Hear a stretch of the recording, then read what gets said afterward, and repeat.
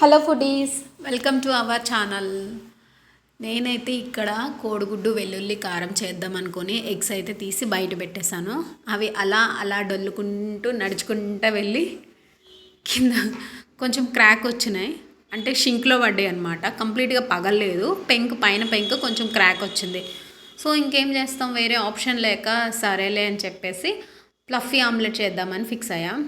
దానికోసం నేనైతే 4 ఎగ్స్ తీసుకొని ఎగ్ వైట్, ఎగ్ ఎల్లో రెండు వేరు బౌల్స్లో సపరేట్ చేసుకొని దాంట్లో కొంచెం సాల్ట్ వేసి 7 to 8 minutes మంచిగా బీట్ చేసి, నేను వీడియోలో చూపించిన కన్సిస్టెన్సీ వచ్చేంత వరకు బీట్ చేసుకున్నాను.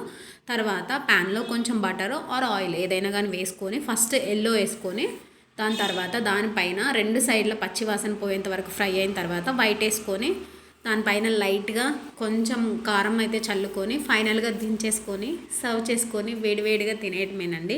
టేస్ట్ అయితే నిజంగా